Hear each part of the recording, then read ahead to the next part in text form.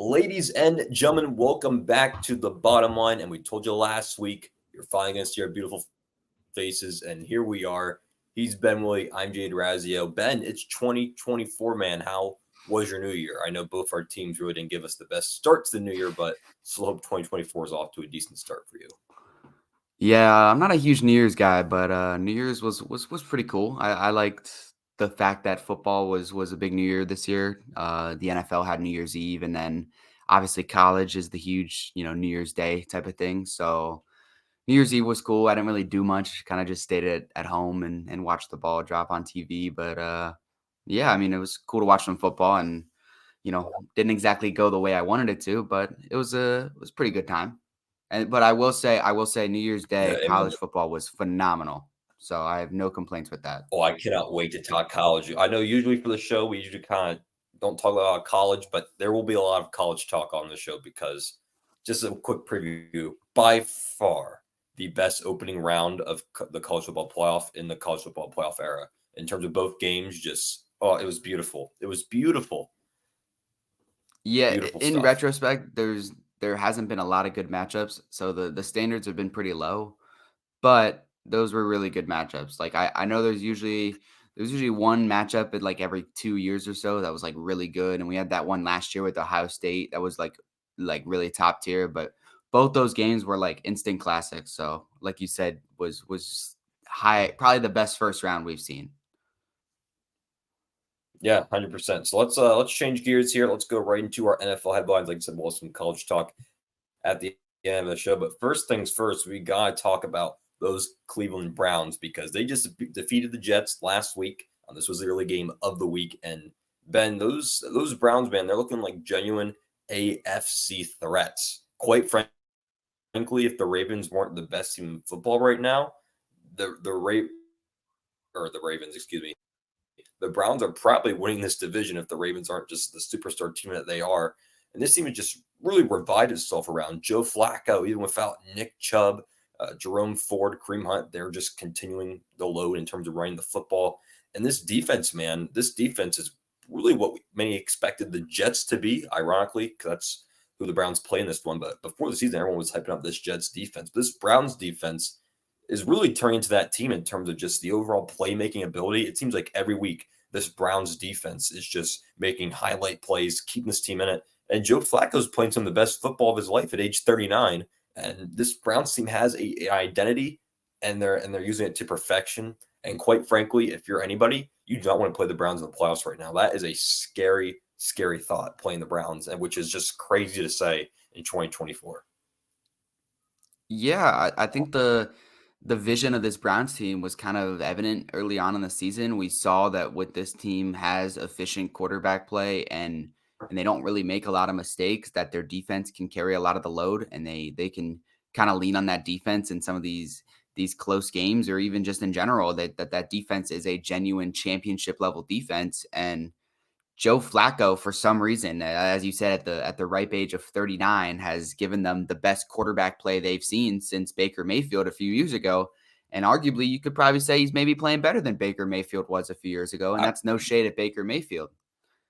And yeah, that's been kind of the identity of this squad, is that they're getting it done with injuries on the offensive side of the ball, and the defense continues to stay steady, keeps the ship rolling, and they're just not playing anyone necessarily too crazy on their schedule, but they're getting the job done. And like they you put said, up it's just one of 37 those teams. Huh? They put up 37 points. I mean, that's really hard to do in this league with, especially with the injuries they've had. It's unbelievable. Yeah, and that's a really good Jets defense too. And that's the crazy part, is it's they're that's no slack of a defense. And you know, like you said, this is not a team you want to run into on the playoffs. If you wake up on a bad day that day and the Browns come and visit your stadium, like there's a chance that if you start slow, this team will take advantage of it. And like you said, if it wasn't for the Ravens, this team would be a bona fide, AFC contender. Not to say that they aren't, but they've kind of just not gotten the same amount of love as what they probably could have, because of what's happening in the AFC with the Ravens and the Dolphins and the Bills. And you still have your old reliable teams like the Chiefs and Jags, who are definitely falling off, but it's just this Browns team doesn't probably get as much love as it probably should. Yeah, no, I agree 100%. I mean, this Browns team is just super dangerous. You just don't want to play them. You don't want to play them by any stretch of the imagination. Let's keep going because this is a very interesting talking point. You see the picture I put up, Ben? There was no second thought of what picture this graphic was going to have because before I even go into the final minute of this game, there's a lot. There's so many different ways we can go into this. But first of all, this was just an incredible matchup. The scoreboard may not speak out to you in terms of how elusive of a matchup this was. I mean, yeah, 20-19. This was a really fun game to watch.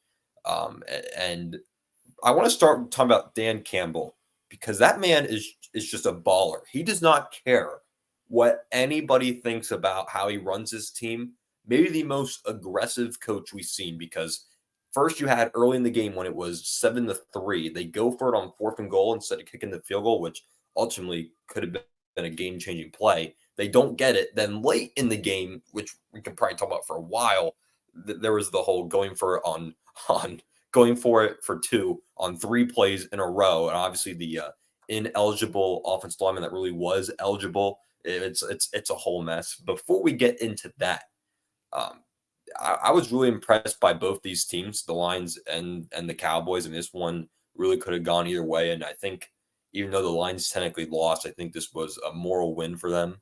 They showed they can play with the top dogs. They've had a not a tendency, but they've had a few question marks about okay, you had a good year, but against the top guys, you've kind of crumbled in the starlight. And I mean, at on the road against Dallas, that's as bright as the lights get in terms of a regular season game.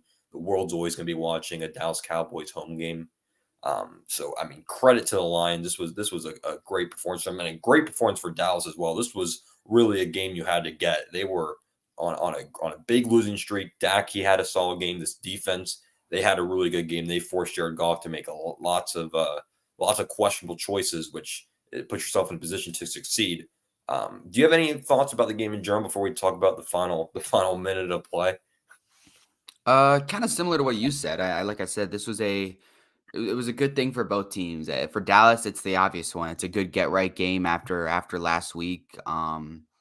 You lose to Miami on the road, and they kind of continue those road struggles. So you go back home against a quality team, and you get the job done. As for Detroit, I like you said, it's kind of a moral win for me. I think the whole ending is pretty, like you said, pretty controversial. But the Dan Campbell knew what he wanted. He said in a presser after the game that he told his team that when they get the ball back and when they score, we're going for 2, and that's that. They knew what they were going to do. They stuck true to that plan no matter where they I were love at. that. I You love got to that. respect it. Like as much as he has confidence in his team that they can get that in at any spot on the field. So I have no type of shame in that aspect. I actually didn't even hate the decision. My thought process is you have a team that's 7-0 on the road with the back against the wall. If they get that 2-point conversion, they probably win that game. That's the best shot they had at beating them. I mean, that's the closest 7-0 any at home, team's you gotten to mean? beating them. Huh?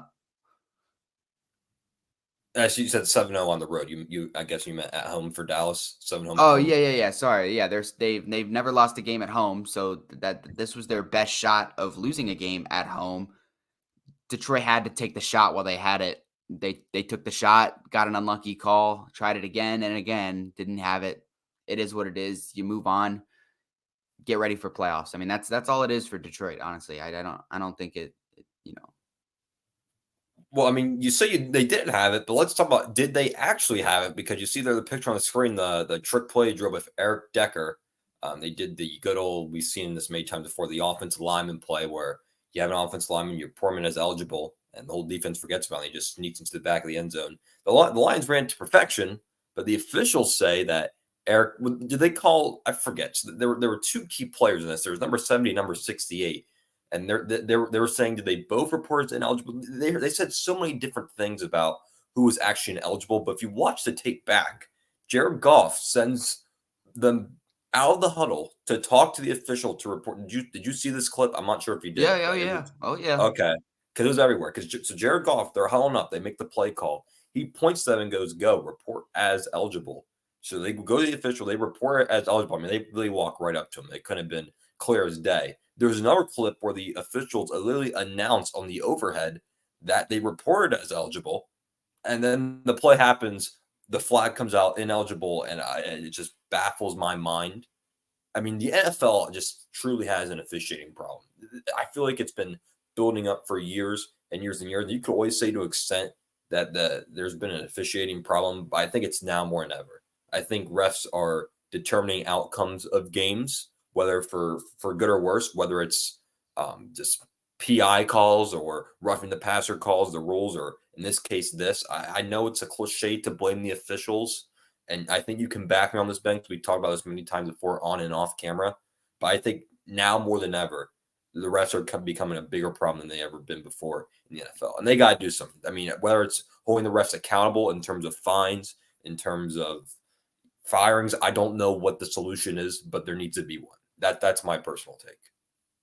Yeah, I mean, I've had this talk a couple times this year with multiple different games, and you know, there's been a couple games this year that probably stick out if you go back to them and probably say, man, if that call goes this way or that call goes that way, that like you probably, I mean, these are season altering type of calls, and in this instance, I mean, the clips are just unreal. Like these are the type of when you teach this play in camp, when Dan Campbell installs this play into camp or Ben Johnson, whoever the OC is, okay, when they install this play in camp, the first thing you are taught when you run a play like this is to report. That is the number one thing, because when that is the whole point of the play is to sneak the O lineman out and he's going to catch a pass, which means the first thing you need to do is learn how to report. And Jared Goff does exactly that. He gets him to the line, tells the play, and says, Taylor Decker, go report right now. He walks out of the huddle, walks up to the ref. Now, what he says to the ref, we can't. That is up to be decided. But there is no possible reason that he would walk up to the ref and not say report, or at least something along those lines. And the ref has to understand, like his job is to understand that if an O lineman is walking up to you before a play, he's probably reporting as eligible. There's no other reason he would be walking up to you. And that is just like these are little costly mistakes. And even in my opinion, if that's something that replay should be able to fix. If a replay goes up in New York and says, like, we have the technology to fix these things and we just aren't doing it. And I said the same thing about PI. I say the same thing about roughing the passer. Will it slow down football games? Yes, and that is a shame. But these are, I think everyone would agree that if you can get the call right, that just do it. Just do it. Get the call I right don't know and move why on. I don't know why in this day and age you evolve with the times. So back before technology, you had no reviews. Technology starts getting incorporated. You can review certain things. We're at a point now where technology is so good where I feel like every single thing to an extent should be reviewable given the situation. At least in the final 2 minutes of play, I think everything should be reviewable. That's my personal take. I even think there is an argument to allow coaches challenges in the final 2 minutes. I think we're at a time now where technology has evolved so much, and given the recent history of fishing, you got to evolve with the times. And I think the NFL is so behind in that when technology replay started being incorporated in the 2000s, 2010s, they started incorporating more and more change the rules. I think we're at a point now where we have such strong technology where we can find out in a split of a second if it's right or wrong. Let's use that. Let's eliminate as much human error as possible. I mean, we're seeing this with baseball now. With whether you like it or not, we're going to be trained towards a world where there's going to be robot umpires. I mean, this is just the world we live in, and it looks like you have to evolve with the times. Another thing with this same game on the other side, when Dallas was driving with 2 minutes ago, I just remember this. They called a tripping on Dallas when it was Aiden Hutchinson, the Lions, that tripped Tony Pollard on a 5-yard carry. They called it it was either a no call or they called it on Dallas, and it was on Aiden Hutchinson. So there's both sides here. The officials are just stumbling in the final 2 minutes. Like I said, it's just not this game. There's been many games for the Eagles, and I'm sure you could say for the Dolphins that have been just terrible. Eagles and Dolphins. Eagles and Dolphins. We talked about Every this team in the on the league. You could air. make a case for every team in the league. I remember a Browns Colts game I saw a few weeks ago, and it was late in the game, and the refs threw that one away too with terrible calls. It's awful. I mean, we could talk about this for a while. Um, it's a serious issue. It's a serious issue. Yeah, I think, like you said, I think for me, you got to be able to let the option to be flexible on more review. I think the big thing for me is let coaches challenge stuff. Why is this not able to be challenged? There's no reason that this shouldn't be able to get challenged or at least looked at. You're in the final minute of a game, and this is a scoring play. In theory, it would be a scoring play. Why is this not getting reviewed, and why is that not something you can change? I don't know why we're limiting what can be changed and what cannot be. If something's wrong, fix it. I don't understand that. There's no I don't think anyone would be mad if people fix a mistake. That's all I gotta say. Yeah, no, you're spot on. There's no reason why, and hopefully, since these things start to occur, this gives Roger Goodell some sort of sign that okay, we got to do something. I really hope they do because, I mean, you can even go back to last year's Super Bowl Eagles Chiefs. Now, granted, that was the right call, but I mean that's a call that I still think, even though that was the right call, the holding a call like that determines the Super Bowl at the very least that should be reviewable and challengeable. I mean, even though it was the right call, any call that's going to determine the outcome of the game, you should be able to take a second, third look at it and say, okay, did we get this right? Because let's just say, God forbid, that wasn't a hold. There's nothing they could do in the rule book to change that. That would have gone down, and the Chiefs would have won on a wrong call. I mean, that's just a hypothetical situation, but you get what I'm trying to say here. We'll keep it rolling here for the sake of time, but I mean, it's a problem to put it simply. But we'll transition here to the division Ben's probably really interested in between the Bills and the Pats, because given what happened with the Dolphins, which we're going to be talking about here in a couple minutes, the Bills win this game. They are knocking on the door, Ben. They are now one game out of the division title. It's going to be winner takes all in Miami against Bills Dolphins. Let's talk about this game because the Patriots really had a chance to win this game. For given how bad their season has gone these past 2 weeks, the Patriots have been a very competitive football club. I don't know if that's credit Bill Belichick, credit Zappy, credit whoever you want. This Patriots team, they've really played well the past few weeks, and I wasn't really all that impressed by the Bills. I know these divisional games are usually a struggle, but I mean, a lot of other teams have had no problems with the Patriots. And I put it on the graphic. I think it was the perfect word. They survived in this one. That was my view. Yeah, I don't think I saw a lot out of the Bills this game. I wasn't thoroughly impressed, which makes me glad coming into this week.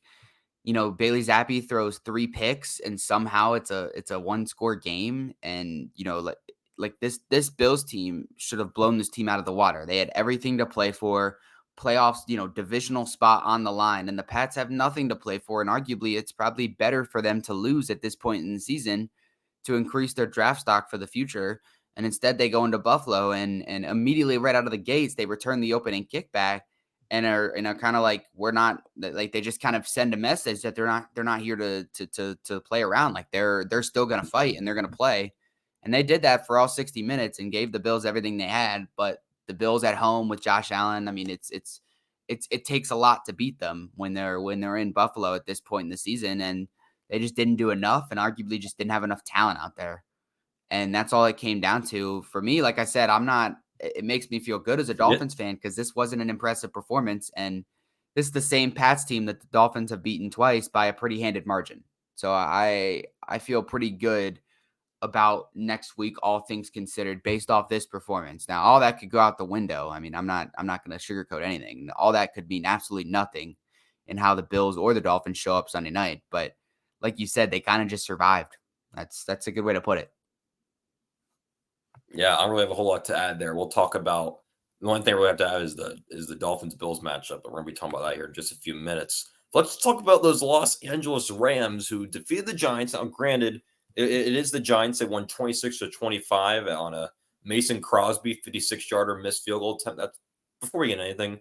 That's all the situation you want where you have Mason Crosby, a kicker who was on the end of his time, kicking a 60-yarder way out of his range to win a football game. I knew as soon as he tried on, there was no shot that was going in. But I want to give credit to Sean McVay and those LA Rams because, at least for me personally, they were not on my radar at all this year in terms of a playoff team.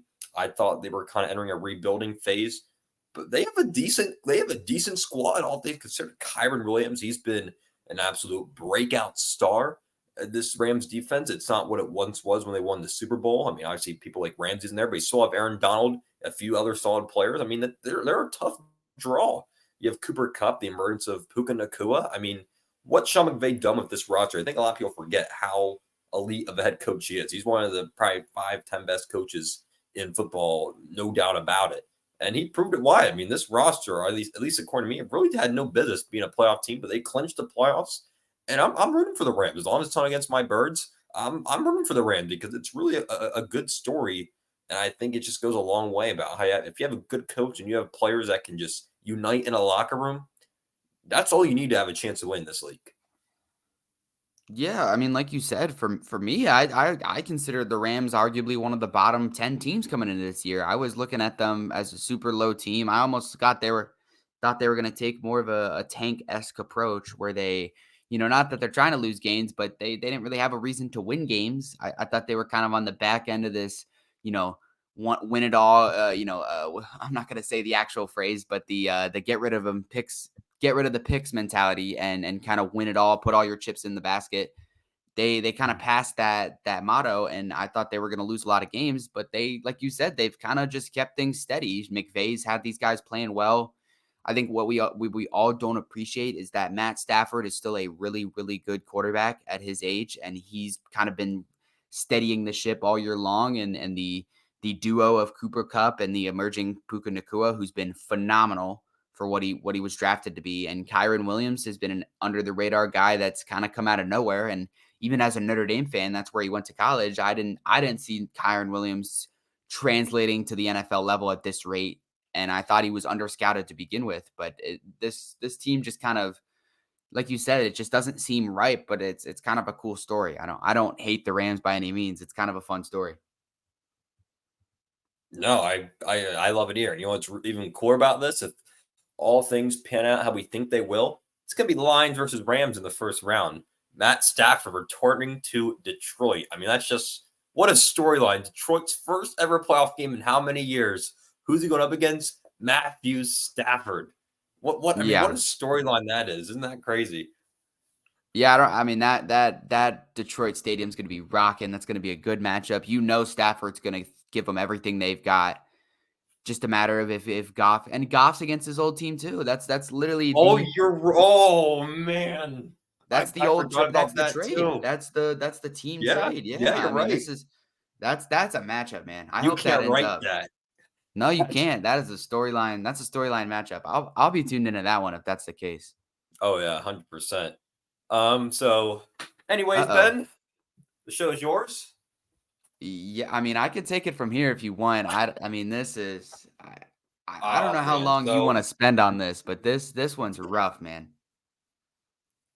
So I saw the writing on the wall. I want this to be fully known. I told you after last week I was still worried. I told you, bro, and you said, "Hey, I thought I liked what I saw. I know it's the Giants, but I liked what I said." I said, "I don't know, man. I don't know." So I'll say this: the only positive I can say is this is the second week Okay. where I was happy with the offense. And everything else I'm going to say after that is going to be I really want to curse. I'm going to try to keep it PG-13. I'm going to try to keep it PG-13. That's going to be my goal here. So I've been a Philly sports fan for a while, and I've seen a lot of interesting things. I've gone through the process. I've gone through the Phillies rebuild. I've gone through the Chip Kelly. I've seen it all. This is one of the most shocking collapse I've seen in my life. I mean, this is a team who made the Super Bowl last year. A team who on paper is 11 and 5. 11 and 5, and all things considered, you think that'd be great. But they've now lost 4 of their last 5 games, and they look like the worst defense in the NFL. The Arizona Cardinals, with head coach Josh Gannon, your former defensive coordinator, a defensive-minded head coach, and the Arizona Cardinals, who had 3 wins going to this one, did not punt once. Did not punt once against the Philadelphia Eagles. The Arizona Cardinals, who have won 3 games all year. I'm going to get this out because I want to get the number right, because I don't want to mess this up, because I want to make make sure every yard's accounted for. The Arizona Cardinals with James Conner rushed for 221 yards, an average 5.5 yards a carry. It was pathetic. This defense is in trouble. They can't stop a bunch of paper plates if they wanted to. I mean, I don't know if it's coaching. I don't know if it's just an aging team. I don't know what's happening, but this team has one and done all over it. I'm 10 out of 10 on the alarm meter, and we lost. The division's lost. Dallas is not going to lose to the Commanders next week. Quite frankly, if I'm going to get to Giants, honestly, I would just bench everybody and just try to rest up. I don't see.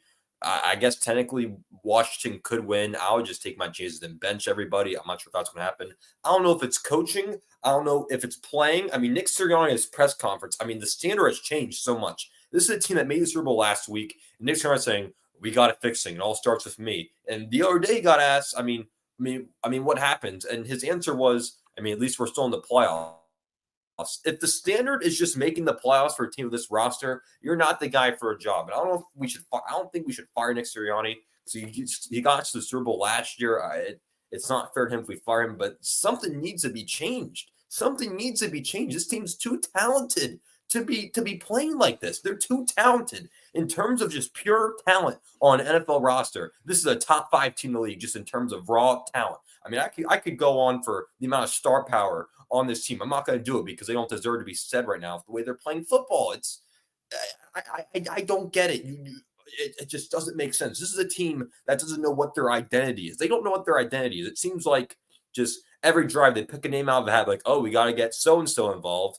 You'll have a game where AJ Brown gets like 15 targets. The next game gets 2 targets. It's I don't know, Ben. But all I know is that they can turn it around. I know they can just because this roster is too damn good for them to be playing like this. So I know the potential's there. We've already seen it this year when they've beaten teams like the Bills, the Chiefs, the Dolphins. I mean, they've shown what they're capable of, and that's why it hurts so much. That's why it hurts so much because you know what they can do, and now they're here losing games at home when your division rival threw the division to you. All you had to do was beat the Cardinals and the Giants to win the division, and they couldn't even do that right. That's all I got. I don't know. I don't know, Ben. I don't know. I'm concerned. I wouldn't be shocked if the Saints or the Bucks, whoever it is, beats them. It wouldn't even shock me. I think we should beat them. I hope and pray that we will. I mean, the fan in me thinks we will, but I wouldn't be shocked if we're one and done. Definitely nowhere close to being the Niners, the Cowboys, or the Lions. Nowhere even close. That's all I got. You can unleash. I'm ready to hear it. I mean, hey, that's one of the biggest rants I've gone on. It's probably the biggest one since that Phillies World Series loss. But even that was like, hey, we made the World Series. There were still a lot of positives in there, but man, I'm pissed, bro. I'm pissed. I was with the girlfriend's fam watching this game, and it was a tough situation because obviously you got the mom and dad there. You still want to look like that nice prospect in terms of what you're going for, if you catch my drift. But I mean, that fan inside me came out. It was tough. Yeah, Tough. I don't know. Honestly, I'm not gonna go too crazy on them. I don't think it's warranted for me to like, really just like give them this, destroy them and do all that. Like I said, I kind of saw the writing on the wall. I've been kind of saying for weeks that I'm still not there yet with the like I said, I'm not out of the home free yet on what is considered you know not on the panic meter. For me, I was still panicked. I thought for me, the biggest thing was the Seattle loss kind of panicked me a little bit. And then, even last week with the Giants game, they won, but they really didn't win for me to really like, be happy with what they had that shown. And this was just kind of it all came crashing down. And you had a lead. You had what, a 15-point lead at one point in the game. I 15 mean, you and a were half. up. 15-point Yeah, lead at half. It was 21-6 at half. 21-6. The first half, I was like, "Great, we're back." I thought we were building off what we had last week. 21-6 at half at home. At yeah. So home. you're up 15 at the half at home, and you somehow let James Conner, Kyler Murray, and all these guys claw their way back into this game. And credit to those guys because they didn't give up, and Yeah. they had They had no reason to win this game. They have no reason to win football games at this point in the season, but they kept fighting. And maybe it was a little bit of pride for Gannon because of the connection. Maybe Oh, that's what it. definitely. No doubt about it. So he just kept fighting for it, and he made it a game, and they hung around, and then Philly gave him an inch, and they took it a mile, and that's what it came down to for me. And like you said, Philly is now in a tough spot, and it's all about how you respond. And at this point, the division's probably out of grasp, just because, like you said, I don't see a world where Dallas loses to Washington, Not but not with what's at stake now. Dallas, as much as I hate the Cowboys, they other than that loss to the Cardinals, you can say they won against how they meant how Cowboys and Cowboys. Given their speaking overall, the Cowboys beat the team they're supposed to beat. I'll give them that. They had a bad loss to the Cardinals, but they're not losing the Commanders. It won't happen. It won't happen. I right. already So if know it that won't. doesn't happen, then you just got to accept what it is, and you just go from there. I mean, you probably have a first round matchup with whoever wins the South, and then you probably play the 1 seed, which is probably going to be San Fran. So you probably have a day with San Fran, and that's going to be the real test. I think they probably take care of business in that first round game. It's just going to be what can they give San Fran, and you probably didn't want to have to play San Fran in the divisional matchup, but that's kind of what this team deserves at this rate because of what they did, and Did you that's see the that's clip where of you're the at. Niners watching and celebrating? That just killed me. That just killed me inside. The I Niners, mean, it helps the Niners. They know, you know, they it just know. that was just like the nail in the coffin. I was already pissed that I saw that. I was like, oh, you're right though, Ben. I can't argue what you said about they took an inch, they took it a mile. I mean, that was a powerful quote, man. That was very well said. That tells the story. And this is sports in general. When you have a really good team against a really bad team, and the really good team allows this team to just stay in it more and more and more. The longer that bad team's in it, if they're still in it late, they're usually going to win. That's usually what happens in sports. When you have a good team and a bad team, and the good team just not playing necessarily bad, but they're just keeping the other team in it. You gotta. I mean, it's like in boxing. When the other guy's hurt, you gotta nail that knockout blow, or else you're gonna regret it later on. And that's what happened. They had their chance to put him away. They're up 15 and a half. They probably just needed another touchdown. That would have been game. And Yeah. they failed to do so. They have their worst loss of the year by far at home, or worst loss of the season. Just happened to be at home. They've lost 4 out of the last 5, and like I said, I won't even play the guys against the Giants. They might. I don't know. And this defense it's an aging defense. I mean, you have Shaquille Leonard as your best linebacker. You have Fletcher Cox and Brandon Graham are they no sacks, and this is supposed to be one of the best defensive lines. I mean, so not really a whole lot to complain about in terms of the offense. I mean, they had 21 and a half. They put up, I think it was like 30, 31. I mean, you can't really be that upset with a 31-point performance. I mean, it's You should beat the Cardinals putting up 31 points. That no is that easily. is what it comes down to. So I don't have much more to say except we're effed. We're effed. I mean, Like hey, I you said, go I from think I here think we and can be. I you think we can win. I think we can beat the NFC South whenever we should. But like you said, we're nowhere close to being on the level of the 49ers. Ever since that 49ers loss, something changed. Something changed in that locker room ever since they got blown out versus Niners. Because I've been saying since that loss.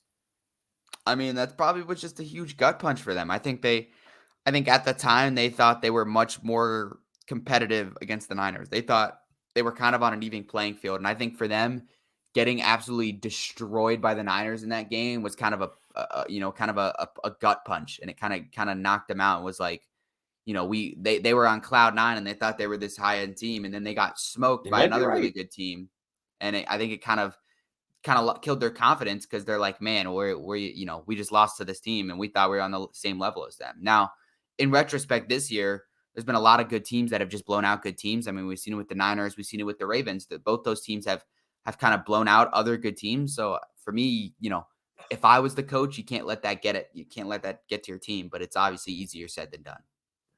100%.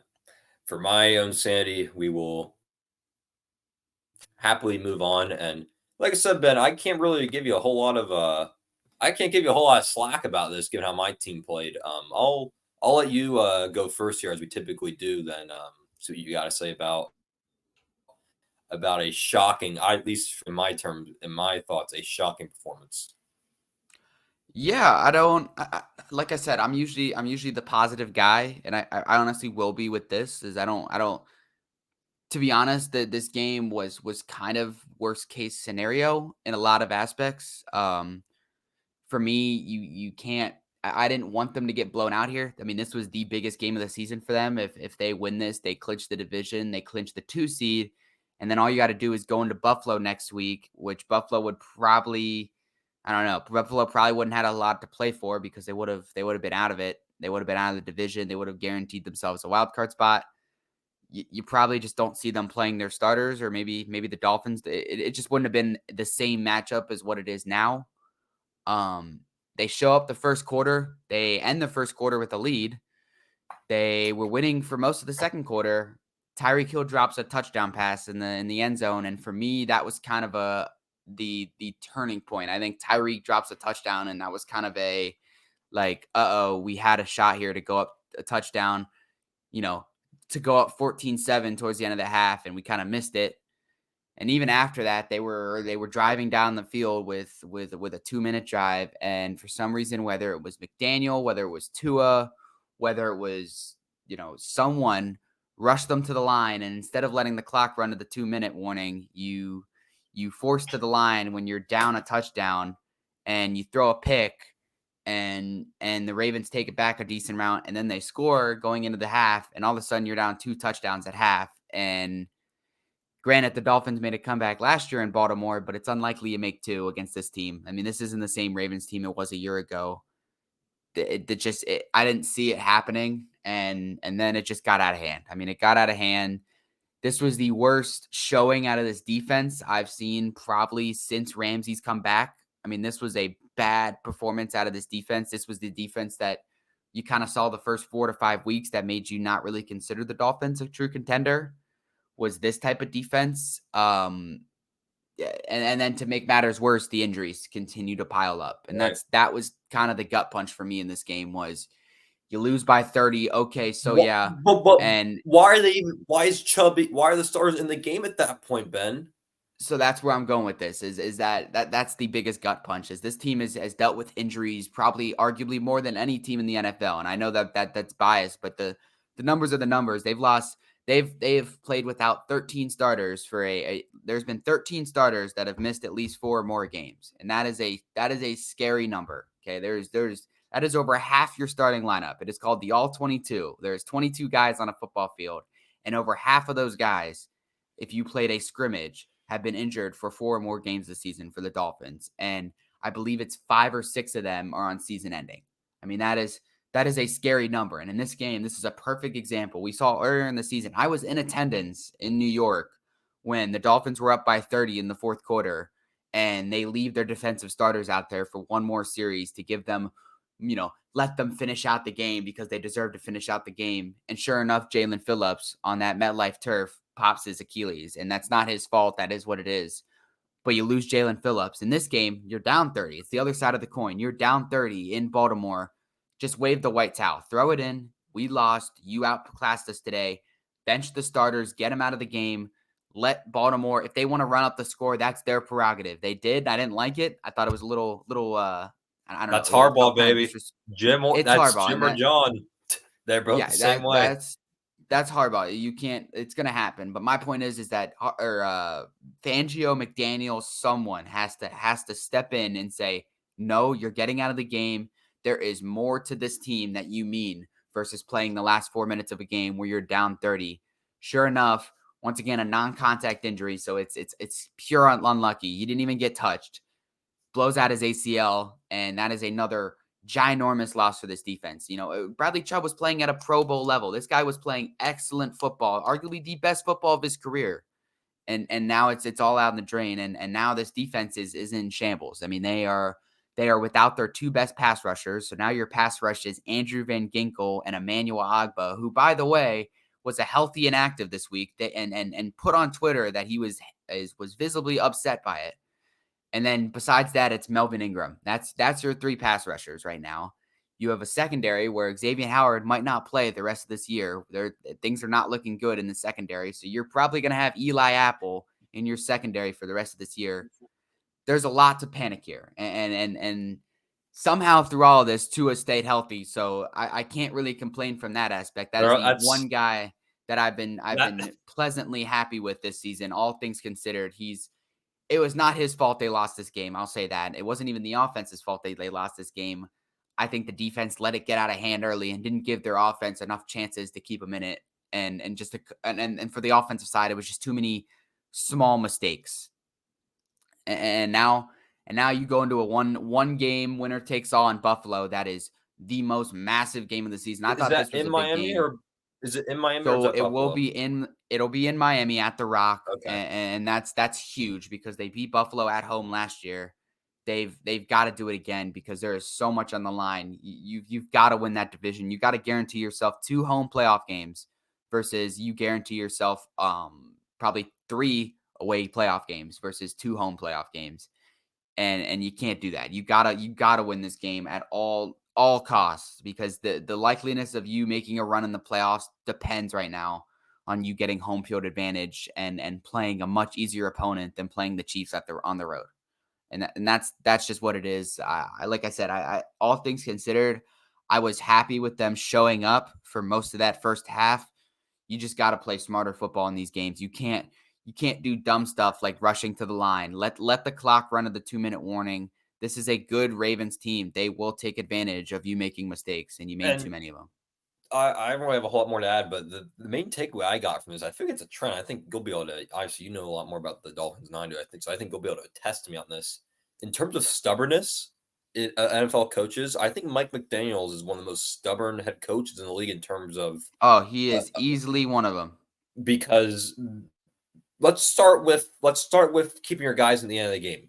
That's pure coaching and who the personnel is on the field. You said it's not like this is the first time, even against Denver when you put up 70, the offense was in that game late. You talk about the game at MetLife. Well, the offense was pulled at the end of the third against Okay, Denver. so that's my Now, apology on that. But you're in good. terms The of, thing that I wonder is just if this is actually a McDaniel call because McDaniel's made it known the whole year that he doesn't do anything with the defense. The defense is a Vic Fangio. so you They think that kind of might run be Fangio? they run kind of like a 2 head coach thing where it's McDaniel's the offense guy, Fangio's the defense guy. Now, granted, McDaniel's the head coach, so he's kind of the team meeting guy. He's still in charge, but everything that's scheme wise, personnel wise on defense, that's all Fangio. So I don't know. Well, even you Now, can I granted, can you can make the argument in terms of stubbornness even on the offensive end. You talk about at the 2-minute thing. I mean, that's McDaniel's in the earpiece saying, "Go, go, go! Let's get this playoff." And then there's been other times, especially in the big games, or in the games where you guys didn't won. The Titans game, especially, is one that comes to mind. Is where he just will not do what's working. He will go against what's working just to run his flying high offense. There's been many times. I get a phone call. My apologies. There's been many times though where, sorry about that. But there's been many times where when you do it live, I'm trying to decline the call. It's not working. This happens when you do stuff live. I'm gonna try to talk over it, so just ignore that. There've been many times where it's been the running game has been there, and he just won't run the football. He wants to try to do his offensive play calling, his deep play dude, play. Devon Achan was electric in this game. He was the only Yeah, this game guy. in particular.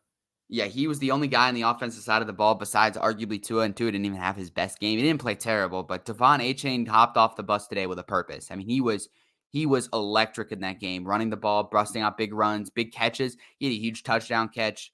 I was very happy with Devon Achane. And like you said, for me, like you said, McDaniel's very stubborn. And in this game, you can't be stubborn. You gotta, take your wins when you get them, take your losses when you get them, and you got to just be situationally more fundamentally sound. And a lot of that goes down to McDaniel having a lack of experience. But now it's funny you talked about the Titans game because now, as much as people can blame losses like these for the Dolphins' playoff chances, for me, the game that you blame is that Titans game because none of this would have needed to be possible if they take care of business against a team that they should have easily beaten when You're you're right. up 13 with 4 minutes to go. None of that matters. As much as you can lose to good teams, you beat the teams you're supposed to beat, and it's proving to cost them, and It's it the might same cost them a situation the potential Eagles are division in. title. I know how you feel. It's the same Yeah. situation the Eagles are in. So we'll Yeah, keep going on you here. might lose a division to title. I mean, that's crazy. Go ahead. We'll keep going here for the sake of time. We could, like I said, we can talk about our teams for a while. We'll talk about Pittsburgh, Seattle. We'll go a bit quicker since we still want to talk about college here, and I got stuff to do. Ben's got to check into the Olive Garden here in a little bit, getting some breadsticks on. So we'll keep going here. Those Pittsburgh Steelers, man, another 500 win season for Tomlin. Just one of the greatest coaching performances I've seen. Given the playoff picture, though, with how many good teams are in the AFC, it's going to take a lot. They still need some help. This was a really impressive showing, and it kind of makes you wonder where this team would have been if Mason Rudolph would have been the starter from the jump. Granted, it's been 2 games, and I'm not going to be burned by this bridge again because I've been burned too many times by the Josh Dobbs, the Tommy DeVito, where you have a back and saying, "Oh, if we only had this guy from the start," then they fall off the face of the earth a few games later. So I'm not going to be burned by that bridge again. I mean, you've already been burned by that too many times this year. But I'll say this: in these 2 games, this has been the best quarterback play the Steelers have had all year long. Is that long term plausible? I don't know, but just begs the question: where would they be? But hey, give the Steelers credit because this roster, I mean, they've been a hater all year long, Ben, and not even one of them. But it's another showing where you kind of got to tip your cap and respect them. I mean, they played their hearts out, running the football, passing the football, and George Pickens, he's really just came out of nowhere these past few weeks. Steelers, man, they were able to click a bit earlier, and they can still make the playoffs. They just need some losses from other teams, but it's just a great showing towards the end of the year for them to hopefully build off something next year. If they don't make the playoffs, or if they do make the playoffs, gives them some momentum going into a potential wild card playoff game. Yeah, I mean, I've been one to hate on the Steelers this entire season, and I have no shame in that.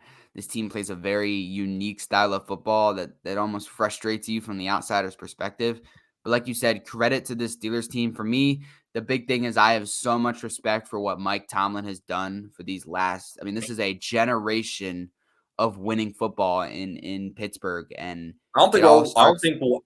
I don't think we'll ever see anything like this again. I think you gotta appreciate this for what it is. I don't.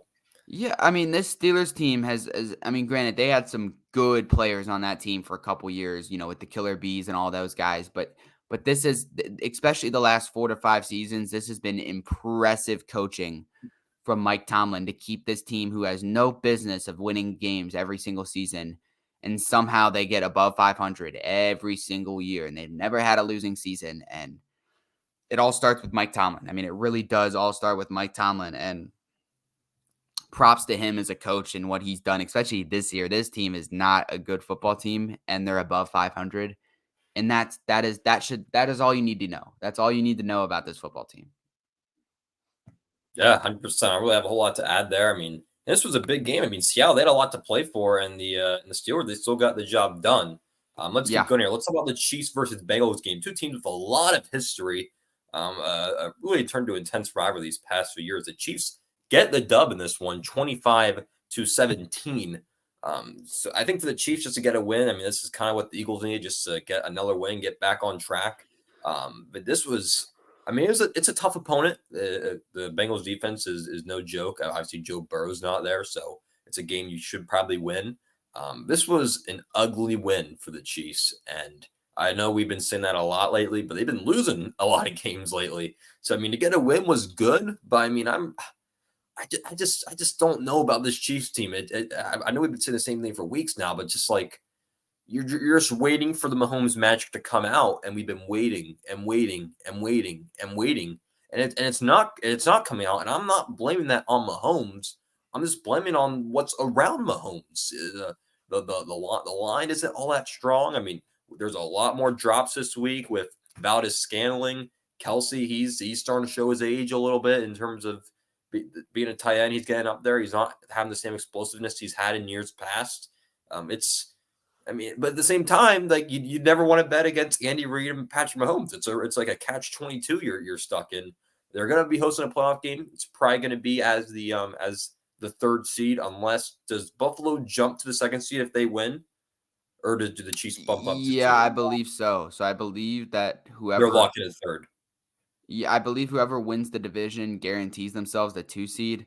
I think, yeah, like you said, I think the Chiefs are locked in at the 3rd, which is also why that if the Dolphins lose on Sunday, they guarantee themselves, like, to play Kansas City because the Browns will lock in that 5 spot, and then the Dolphins they would be a higher seed than whoever is gonna be the 7, which is still up in the air, but yeah. I mean, that's all I really got to say. I mean, it was an ugly win for the Chiefs. I mean, good job for getting back on track. But I mean, this is just, I say the same thing I said last week. This is the most fragile of a Mahomes team we've ever seen. It showed again another week. They got the dub. I mean, like I said, they scored 25 points. I mean, that's really the defense just doing their job and just doing whatever they can to get them guys a win. I mean, Yeah, I mean that's literally all you can ask for is at this point in the season, it's any means possible. Even in the playoffs, it doesn't have to be pretty. Just find a way. find a way, find a way. Then our last game we have here, this was the night game on New Year's Eve. If my slideshow here works, I'm not sure. There we go. Packers versus Vikings, a good old division rivalry, and a really impressive win for the Packers, and more impressive performance of Jordan Love, who's really emerged this year and really proved why the Packers should have spent a first round pick on him. I've been super impressed. I mean, this guy had his back against the wall, and granted, it wasn't an incredible season for the Packers, but to put up 33 points in this late in the year against a division rival, you're 8-8 now, so they still have a path to the playoffs if they can win again next week. I mean, for his first full year of kind of having the ropes, an impressive showing by Jordan Love, who also just has a great personality. Post game, he has post game interview. He was talking about his New Year resolution is learn how to shuffle a deck of cards. I mean, he's like such a likable guy. He really is good locker room presence. And again, I mean, his back was against the wall this year because his rookie contract was, I don't know if this is the last year, but it's coming to an end soon. And people didn't know if he's the guy or not. Packers, you have your guy, and his name is Jordan Love. That's what I got out of this game. Yeah, I mean this is the Jordan Love that we all when he was drafted, they you had to give him a few years. And then that's what they did. That was the plan with Jordan Love is you knew that when you drafted him, it wasn't going to be a right away thing. And it was going to take a few years and it was going to take the right coaching and it was going to take the right mentorship. And all those things happened. You had great coaching. LaFleur continues to be an impressive coach and no better guy to mentor than Aaron Rodgers, who's been the quarterback for the last, almost 2 decades in Green Bay, It's and exactly what we we s saw with Favre to Rodgers. It's almost like correct, same thing. yeah. Yeah, and now Jordan Love comes out and like you said, they got their guy, and to me, the biggest thing that I'm seeing with Jordan Love is he doesn't have a lot to work with around him. This Packers team is still lacking talent, and we saw Rodgers make something happen with it for years, but to me, they need to get him talent, and that's no shade at anyone on the Packers. They still have some guys, but they need more top end guys. I like Aaron Jones and AJ Dillon. I think that's a It's great almost as if they one-two had a punch. guy like Devontae Adams. That'd be really good if they could get someone like that. Yeah, a guy like that, a guy like that who maybe he would play for the Packers one day. But yeah, I don't. For me, I like the whole Aaron Jones AJ Dillon dynamic. I think that's Mhm. a great tandem.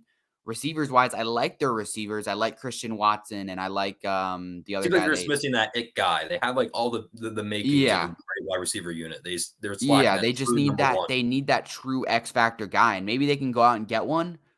I don't know what type of receiver do you need. I don't know if you need like a fast guy or do you need a big body receiver. I don't know what you need. Maybe you make a crazy move and trade up and get a Marvin Hanner. Imagine that. I mean, That'd there's be a a lot. great fit. This is a deep receiver class. So if you're gonna go out and spend a first rounder on a receiver, this is probably the year to do it. I don't know. All I know is that I know Jordan Love is the guy, and I know this Packers team can be really good if they keep building on this. That's all I know.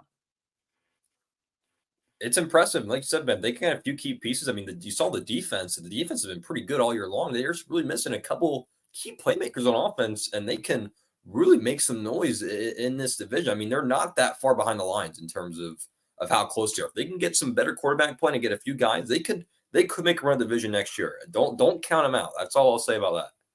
No, 100%. And for me, like people are underestimating how much Aaron Jones means to this team. People forget every single year that Aaron Jones is a really, really good running back. and a playmaker for this Packers team. And we've seen when he's been healthy, it matters. That's what it's. And then trust me, I know he was on my fantasy team. I know how important Aaron Jones is to that Packers team. I like it. Well, let's talk college football, Ben, because I told you they were going to do it. You were disrespecting my Wolverine. You said you wouldn't be shocked if they got blown out. I'll tell you what, Ben, this was one of the best Rose Bowl games in recent memory. I mean, this one, you said at the beginning of the show, instant classic all over it. I'm going to go right from the jump. I was like, oh, good old Michigan choke job once again. Turnover by JJ McCarthy on the first play of the game. Luckily, he was out of bounds when he caught it. Dodged a bullet there. 2 muff punts, one at the beginning, one in the end. 2 dodge bullets there. 4 missed points on special teams. Another dodge bullet there. And they still beat Alabama. And it makes me think if they just played a complete game, it wouldn't have been as a nail biter as it was. And thank gosh they won it, because if they would have lost that game, if all the things that happened, I already know what the narrative would have been. I know Michigan already gets a bad rap as is. If they would have lost that after everything that happened, it would have been very ugly for me. But they got the job done. This was a team that had a mission last year to go all the way back after a terrible loss to TCU, a landmark win for Coach Harbaugh.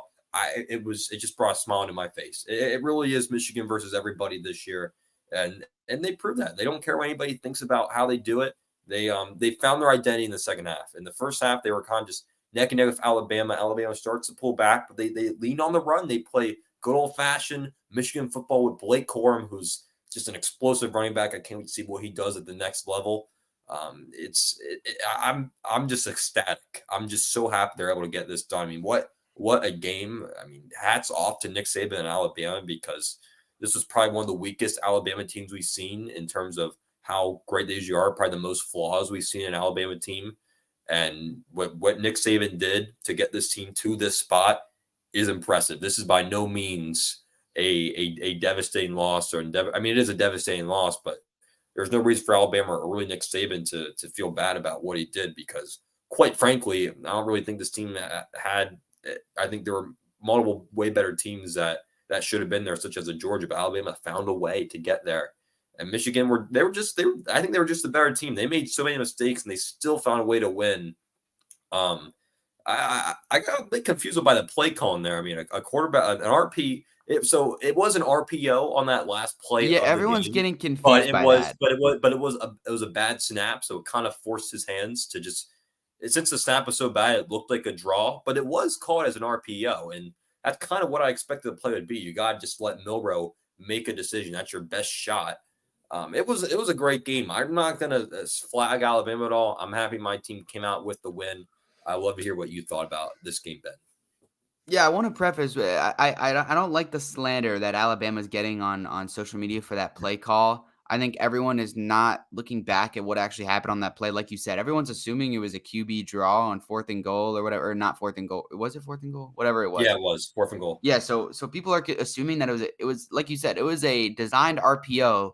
The snap throws off the timing, and me being a McDaniel to a guy, I know how big those RPO timings can be.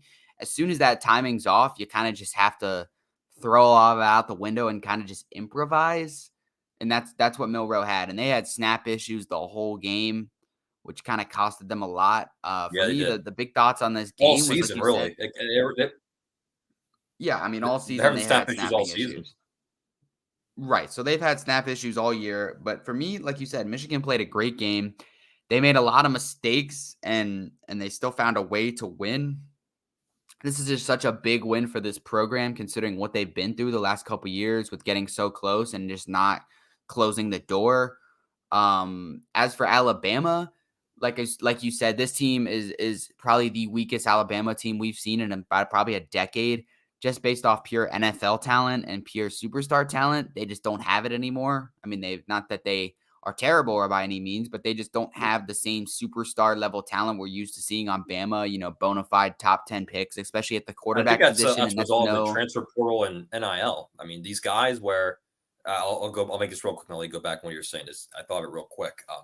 Alabama's method was we have 5-star starters, we have 5-star backups, and we have 5-star double backups, which is why they're good over all these years. But with the transfer portal and INL, if your 5-star is not starting, they're gone the next year and they're going somewhere else. And that's why Right. we see all these new teams that are good now all the time. That's a whole nother thing. But sorry for interrupting. I'll let you go back to what you were saying. No, you're good. I'm just saying that this is like I said, the outcome of when you don't have all these top 10 level picks just lined up, especially at the quarterback position. And then that's no shade at Milrow, but he's not a Bryce Young. He's not a Jalen Hurts. He's not a Tua. He's not even a Mac Jones, in my opinion. And I agree. that's where you're at, with that. And in this big game, you see how much these things matter. And it kind of costed them in the end. And now, from like you said, a big credit to Saban, because you could probably arguably say that Alabama kind of threw that game away at the end. In my opinion, I think they had a really good shot to win that game and gave Michigan a chance. And Michigan, props to them, they took it and they made something happen at the end. But they, by all means, Alabama had this game in wraps, I mean, that and was we a would be huge. talking about another vintage Alabama performance. No, I mean, I was happy the Michigan Wolverines were able to finally change the culture, even to say, because they had this tendency of just cracking under pressure. First, it was they can't beat Ohio State. They beat Ohio State. Then it was they can't win the big one. Well, they won part one of the big one. There's still more work to be done, but this was a great stepping stone for this program. We'll change gear, talk about the other game with those Washington Huskies, and I picked Texas to win this game. But I'll tell you what, there's something special about having a national championship between two unbeaten teams. Something about that just hits the soul right. I mean, these Michigan and Washington. They've been the two best teams overall the whole year. So to see them clash off in a championship game that we haven't seen before. Washington, they've never won a title in program history. Michigan hasn't been one since 1948, I think it was the stat, a true national championship. So two new teams that we haven't seen. It's not your Alabama, your Clemson, Georgia, and two newcomers. So it's really awesome to say. And tell you what, Penix, he is a problem, dude. That is I've been one telling you, bad bro. I've guy. been He, telling you. he you have been. I'll do a virtual shake on camera. I mean, hey, I'll get my props when it's due. He's a bad guy. The playmaking, the deep ball ability to throw a ball 40, 50 yards on a dime. How many times do we see that in this game where whether it was a play action or just a true three-step drop where he just unleashes that cannon arm and puts it on a dime? It was beautiful. It was a beautiful game. Now, granted, they almost choked at the end. Texas almost had a miraculous comeback. I mean, I thought the game was over. I was getting ready to go to bed, and I was really just listening in. And I heard they were saying. I woke back up. I was like, what's going on here? But they found a way to get the job done.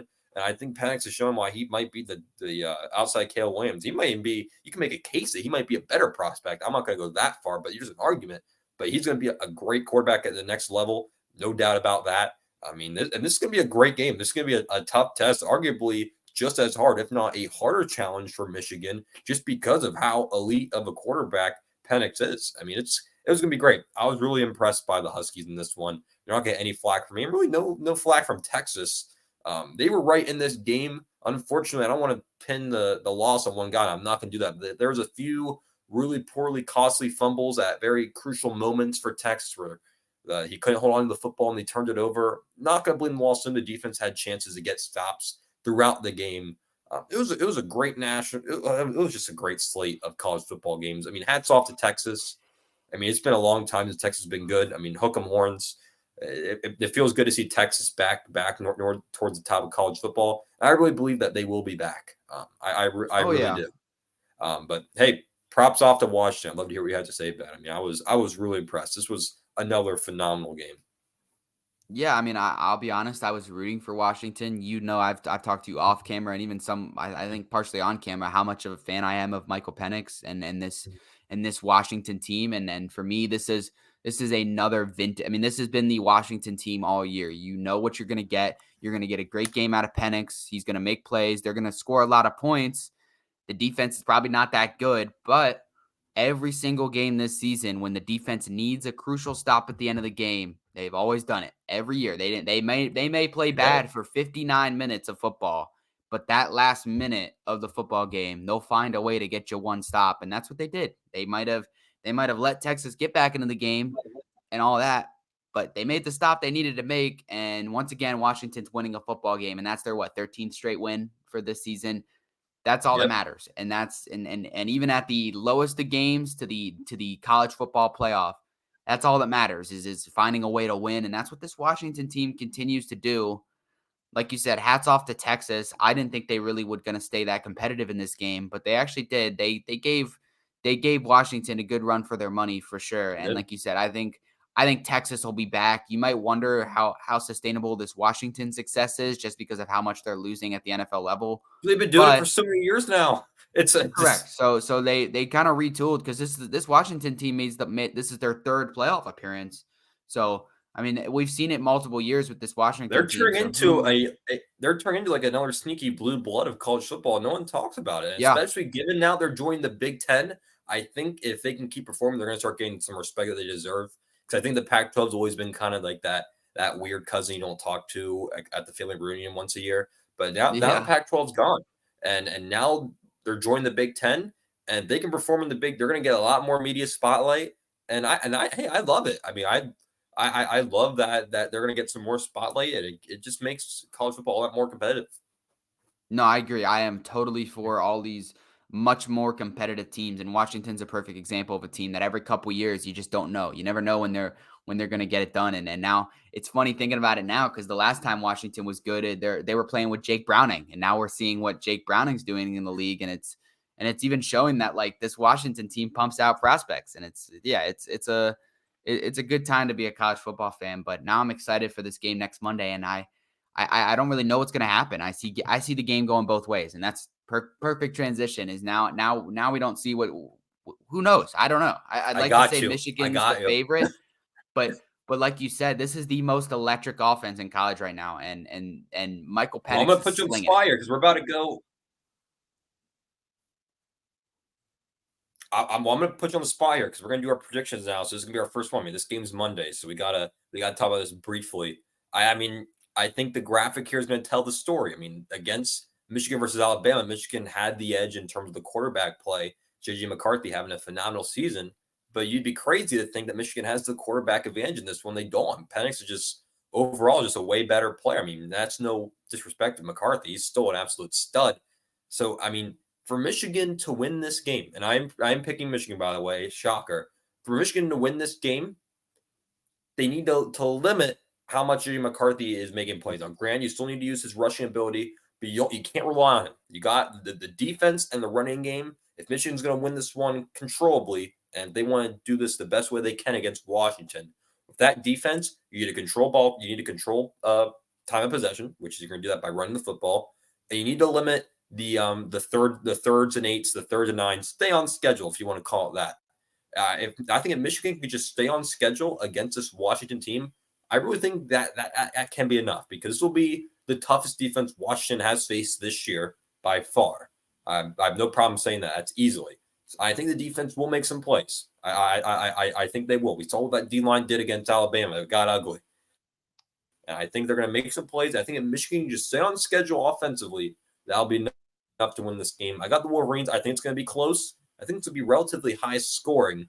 I'm going to take the Wolverines 31. I'm not giving an exact score. I'm feeling good. I'm going to take the Wolverines 31-24. I'm going to give them by 7. I I see don't there's a know. big yawn from B. Willie.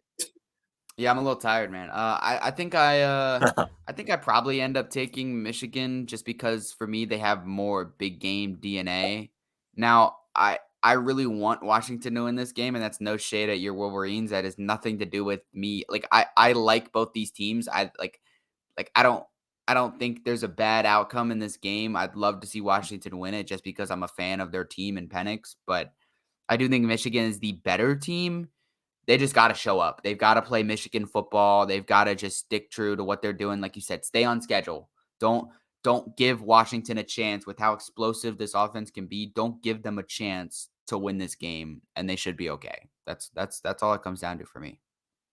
I like it. I like it. Now we have our week 18 predictions. Now, Ben, I'm going to give us a bit of slack for this week because we're not going to really know until the game comes in terms of who's going to be playing, who's going to be resting this week. So, I mean, a couple of these are going to be kind of a bit trickier to predict because we just don't know what some of these coaches are Yeah, going to week be 18 doing. gets weird because of all the guys resting, and then you have the fun ones where it's like contract incentives. So you see guys Yes. play for like a quarter and then they get pulled. Lots of weird Well, this stuff week 18. his first game's a prime example. It's Steelers versus Ravens. The Ravens have the first seed locked up. The Steelers are favored 3.5 Yeah. because so call me crazy. I mean this week's gonna be picking out of that more than any week. I'm picking the Steelers because they have more to play for. The Ravens are gonna be resting people. I I don't know. This is gonna be the most trickiest week to predict. I'm going with the Steelers. I think the Ravens really have no reason to be playing their guys. Steelers have to play their guys. I don't know. Give me the Steelers. Yeah, give me the Steelers. I feel like the Steelers usually win these type of games anyways. I think they usually beat the Ravens at least once a year, and they did it earlier in the years. And like you said, they're probably gonna rest all their starters, and it really doesn't help. Like honestly, I feel like the Ravens would probably want to see a team like the Steelers in the playoffs. So they probably want them to win so they could probably play them in the playoffs because I feel like everyone doesn't really respect the Steelers. Whether or not that's warranted or not is a whole nother question. But like they probably are okay with them winning. So give me the Steelers. We didn't talk about all this show, but the AFC South is absolutely wild. Texans, Colts, in what is such a big game. You have three teams tied for the number one seed. You have the Jags in first place. If they win the division. But if the Jags lose, the winner of this game, Texans, Colts, wins the division. So one of the biggest games of the week. Obviously, both teams are going to be playing all their guys. I'm going to take the Texans on the road against the Colts. CJ Stroud, he's just blossomed this year. I think this Texans team just has a bit more star power. The Colts are at home, but I just really like what this Texans team has been building off of. When they've been healthy, they've been a tough team to beat. I think Stroud gets the biggest win of his young career against the Colts, and they make Jacksonville have to play a game to win. But I think the Texans take this one, Ben. To me, this is the most stereotypical. They're just not there yet, and I'm gonna take the Colts for the reason of I think, like I said, it's just such a this is like story written all over it where it's like, hey, the potential's there. They're just not quite there yet, and Houston is really banged up, pretty much everywhere else besides Stroud, who's finally back. They are really banged up on both sides of the ball. I saw the injury report; it did not look pretty. Uh, so I'm gonna take the Colts at home. More champion. They've not championship DNA, but more playoff veteran DNA on that team. They just have a lot more veterans on the team. I'm just gonna take the safe pick, and like you said, I don't know if any of this will matter because I think the Jags take care of business against Tennessee. But yeah, give me the Colts. Next up, Eagles Giants. I don't think we should really look. Okay, as much as the Eagles have struggled, they'll win this game, in my opinion. The Giants have I think nothing to it play depends if they for. play their guys or not. I mean, I think even if they don't play their guys, there's still a case where they still might be the better team. Obviously, I'm picking the Eagles. I, it's not that I don't care, but like I think you need to win this game just for the they you sake know of like team morale. Like you can't, even if it like means absolutely nothing to playoff standings. Like just win the game for like the sake of no, win. Like you don't want to lose. What is it? What would that I be? mean Would it's that still be an six or it's seven?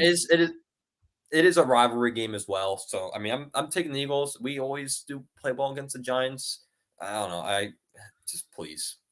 I just it's hard to have hope right now, Ben. I know it's the Giants, and there should be all the hope in the world, but when you lost 4 of your last 5, man, it just looks like nothing's going your way. It's hard to feel confident about your team, but yeah, give me the Eagles. I think you said you're picking the Eagles as well. Yeah, give me the Eagles. I just don't see them letting them get the opportunity to lose 5 of 6. Why would you want your team to do that? No, I hear you. I hear you. It's a good shout. Good shout. Bucks at Panthers. Bucks, they just need to win this game. The Saints got a big win against the Bucks last week. Bucks just need to win this game, and they're in. I think the Bucks are gonna do it. Just too much Yeah. to play for. The Panthers probably want to lose this game for draft stock. Anyhow, I think all signs are pointing towards a Bucks win. I think they'll just win rather controllably. Yeah, the Panthers have nothing to play for unless they just want to screw over the Bears because of what's happened this year. Give me the give me the Bucks. Everything to play for. Next up, Browns at Bengals. Bengals have a lot to play for here. They are a 6-point favorite. Browns have the 5th seed blocked up. So for that reason, I'm going to pick the Bengals. I think the Browns are going to rest their guys because that team could use some rest. They're a little banged up around the board. So I think the Bengals are going to win this one and just make things a bit more interesting in that race for that final AFC spot. So give me the Bengals just because I think the Browns are going to be resting this game. Yeah, give me the Bengals. I think the Browns already locked up their playoff spot. I think they guaranteed to get that 5 spot no matter what happens. So it makes no sense for the Browns to even play their guys, rest them up. The Bengals, are they officially eliminated or can they still make a run? I think they're still official, but they need they're like one of those Okay, scenarios where so you yeah, need. so I guess they at least have something to play for, so they'll play and see what happens. But yeah, give me the Bengals. Vikings, Lions. Lions. They still play for seeding here, depending what happens. They have the division locked up. I think. I have a good feeling. I think the Lions will win this one either way, even if they choose not to play their guys the whole time. I just have a good feeling. I think the Lions. I think they're going to be a little pissed off after what happened last week. And I think they're kind of. I think the Vikings are unfortunately just going to be the punching bag this week for the Detroit Lions. So give me the Lions in this one against the Vikings. Yeah, I just looked actually. So this is completely off top. I just looked. The Bengals are officially eliminated. Oh, they are limited? Okay. Well, I'm still gonna pick the Now, Bengals either. I'm still picking the maybe Bengals. they're gonna play like spoiler. I don't know. Yeah.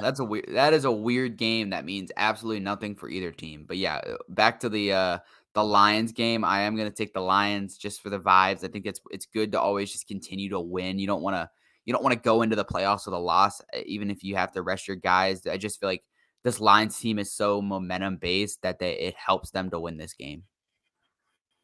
Next up, Jets versus Patriots. Two teams playing for absolutely nothing other than draft stock. Alexa heard what I said. Now she's repeating it. See? Oh man, Yeah. this happens when we go live. But I'm gonna pick the Patriots in this one, and just because I see Bill Belichick ending his Patriots career with a win. That's my only reason. That's my only rationale. Give me the Patriots. They've been playing good the past few weeks. I think Bill Belichick gets a good send off in Foxborough and beats the Jets, something that he's done better than anybody as a head coach. Yeah, I think this is kind of a pride one for Belichick. I think he wins this last game. I think this is his last game as a Patriot coach, and I think it's a sense of pride for him to end on a good note like that. And I think he gets the job done against a struggling Jets team that has nothing to play for.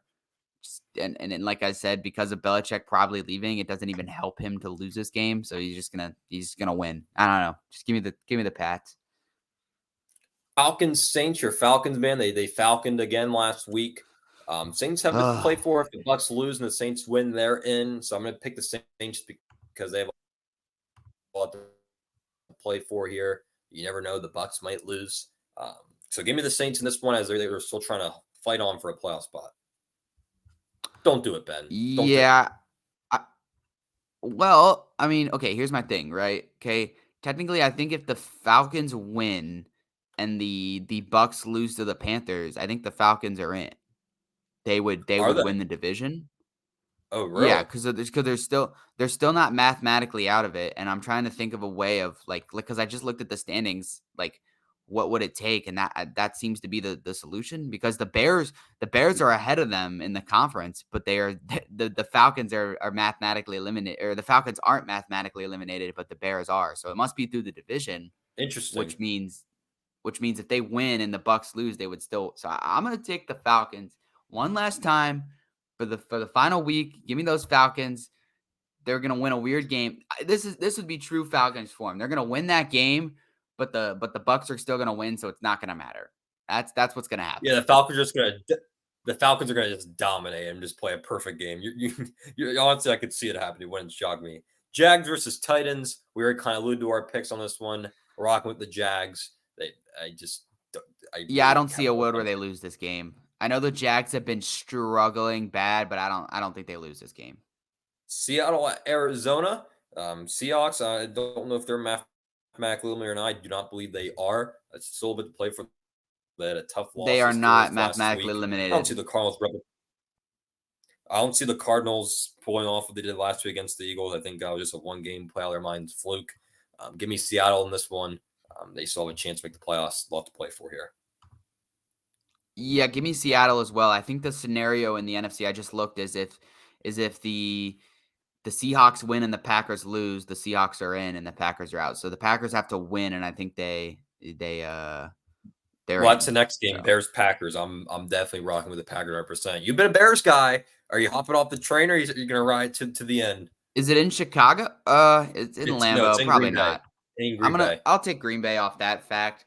this Chicago team has shown a lot of life towards the end of the season. If there's one thing I can say about the Chicago team is I think Justin Fields deserves another shot with this team Yes, with proper agreed. talent around him. I think they are dumb to give up on him just yet. If they're smart, they can trade back, acquire a lot more picks, continue to build up this roster from the ground up, get everything around Justin Fields, and then decide from there if he's the guy. It just doesn't make sense to try to like I agree fast track the 100%. rebuild. Just stick to the true plan of the rebuild and go Nope, from I there. agree. But give me the Packers. And that's what the fans want too. That was an awesome moment where they were chanting, "We want Fields." They should. That was He's awesome. fun to Keep watch. He's Fields. shown them no reason to give up on him yet. He's got the talent, I think, to at least be a good quarterback. They need a better scheme around him, and they need more talent. I love DJ Moore, but they need more than just DJ Moore. Man, this is gonna be a fun one. Chiefs versus Chargers. Chiefs are not favored since they already have the third seed locked up. Chargers 3-point favorites at home against the Chiefs. They're favored, Ben. Will they Charger? Give me the Chiefs. I don't. Oh, the Chargers gonna Charger. Well, maybe this is one of those, you know what? Maybe this is one of those like interim head coach wins where the interim head coach beats the Chiefs and then he's like, "Hey, I beat the Chiefs with their backups in, so this means something." But Hey, I don't maybe know. that's the case. I'm Give me the gonna take the Chiefs. Chiefs as well. I can't pick the Chargers. I can't do it. I can't do it. Broncos Raiders is the next one. Benching Russell Wilson. What the heck's going on there? I think just bad karma is gonna hit the Broncos. I got the Raiders win this one. Yeah, give me the Raiders as well. I think that Antonio Pierce is trying to earn himself a head coaching job, and I think he has already done it. This game, I think, will be another big win for him and prove why he should get the head coaching job next year. Give me the Raiders. You got the Raiders. Rams at Niners here. We're coming in at the end here. The 49ers. I think they already have the 1 seed clinch. I think they have all the tiebreakers against Yes, everybody. they do. They do because they So beat yeah, they beat Dallas. Rams, they already clinched the playoffs too. Both these teams have clinching. I think the Rams can still move up and down. I'm still gonna rock. Oh man, I don't know. You know what? Give me the Rams. Give me the Rams. Why not? Give me the Rams. I nothing. I don't have any reason. Give me the Rams. I'm gonna take the Rams too. I think they are. I don't think they have the spot locked up yet, like you said. And I don't know. I don't think the Niners have anything to play for, so I'm gonna take the Rams as well. We got two left here. Cowboys at Commanders. I'm the biggest Commanders fan ever this week. I'm hoping for a miracle, but that miracle's not going to happen. Dallas is going to win this one easily, and they will lock up Dallas the number by 2 20. seed. That just Dallas by 20. I want to throw up in my mouth just saying it, but Dallas will win the division. I should have known. I should have known better to think the Eagles were going to have a repeat in the NFC East. It's just illegal to have a repeat win in the NFC East. I should have known better. Should have known better. It's crazy how that keeps happening though. How there's never a repeat winner. It just doesn't make sense. It doesn't. Yeah, no. Then we save the best for last. Oh, no, I was just sorry, gonna say, ahead. give me Sorry, the go ahead. Cowboys by 20. No, you're good. I was just gonna say Yeah. Cowboys by 20. Then we said the best for last. This is the Sunday night game as it should be. The biggest game of the They got week it with right. the biggest playoff implications. This is for the division or for wild card. It's Bills Dolphins. Buffalo 3-point favorite on the road. I think that's a little. I think that's disrespectful. But I'm picking the Bills, Ben. I'm sorry. I'll tell you what. You might not believe me. I'm rooting for your Dolphins because they've been through so much. But I'm picking the Bills just because outside of that Dallas game, I just feel like I don't have any reason to pick the Dolphins against a good team. I only saw it once against Dallas, and it took a game-winning field goal at home. So I mean, I'm rooting for the Dolphins. I just don't know if they're capable. The Bills they have the experience in these bigger games. Granted, I mean, they haven't really done well, but they just went up any more than it already is. I got the Bills. It's going to be close. I already know who you're picking, but go ahead with your little pre-matchup analysis. Yeah, this game worries me a little, and I'll be honest about it. To me, the part that worries me is because Buffalo has everything to play for, and they know how much this game means to them, and They've dominated the Dolphins for years now.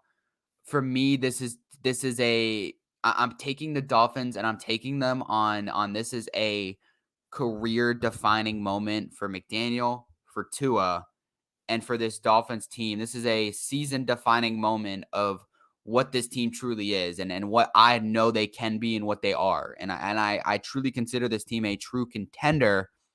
And I'm picking them based off the fact that I know they have it. And I think they're going to find any way possible. It might not be pretty, but they're going to find any way possible to win this game and get themselves a 2 seed and get themselves a legitimate You want to shot to hear make a run in the you, playoffs.